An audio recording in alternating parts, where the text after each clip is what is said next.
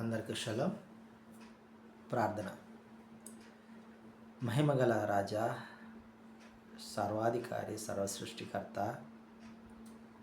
నిన్న నేడు నిరంతరం ఏకరీతి గల తండ్రి, మీ ఘనమైన నామమునకు స్తుతులు స్తోత్రాలు చెల్లించుకుంటున్నాం.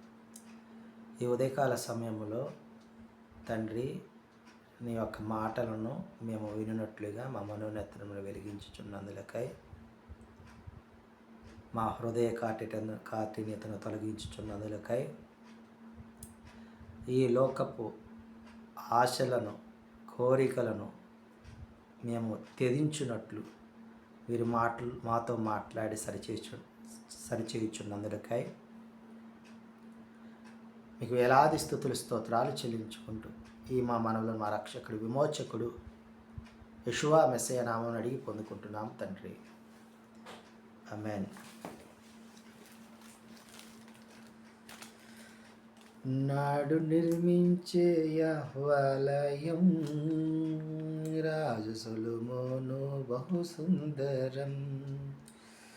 నాడు నిర్మించే యావేలయం, రాజు సొలొమోను బహు సుందరం. అట్టి ఆలయం నాకు కలిగించావా, అట్టి ఆలయం నాకు కలిగించావా, నీ కట్టడలో నన్ను నిలుపుమా, నీ కట్టడలో నన్ను నిలుపుమా, నీ కట్టడలో నన్ను నిలుపుమా, నీ కట్టడలో నన్ను నిలుపుమా. నీ మందిరమై నేనుండగా నా యందుండి నడిపించవా, నీ మందిరమై నేనుండగా నా యందుండి నడిపించవా. 2వ రాజుల గ్రంథము 14వ అధ్యాయం మనం ధ్యానించుకుంటూ ఉన్నాం. 17వ వచనం నుంచి. అమజ్యా మీద యెరూషలేము జనులు కుట్ర చేసిరన్న విషయం తెలుసుకొని అమజ్యా మరి పారిపోతాడు. లాకీషునకు పారిపోతాడు. అయినను అక్కడున్న జనులు, కొంతమంది జనులు అతని వెంట వెళ్ళిన వారు అతనిని చంపి మళ్ళీ తిరిగి యెరూషలేములో సమాధిలో పెట్టినట్లుగా చూస్తూ ఉన్నాం. అతని కుమారుడు అజర్యాని రాజుగా పట్టాభిషేకంగా చేసినట్లుగా చూస్తున్నాం. యెహోయాషు కుమారుడు యరొబాము షోమ్రోనులో 41 సంవత్సరాలు పాలన చేసినట్లుగా చూస్తూ ఉన్నాం.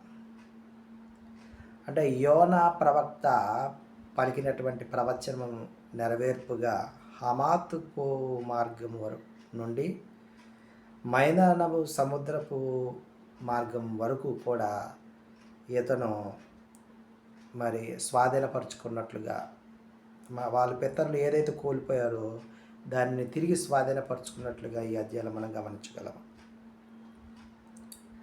తర్వాత యరొబాము చనిపోయిన తర్వాత యరొబాము కుమారుడైన జకర్యా రాజుగా అయినట్లుగా ఈ అధ్యాయంలో మనం గమనించగలం.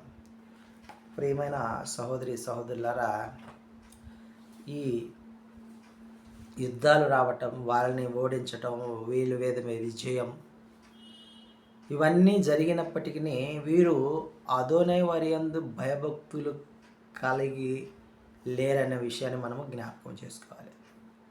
అందుకనే ఒకప్పుడు విజయం వచ్చి తర్వాత వీరికి అపజయం వచ్చి మరి వారి యొక్క రాజ్యాన్ని కోల్పోవటం, వారి యొక్క ప్రాణాన్ని కోల్పోవటం జరిగింది. ఆమేన్.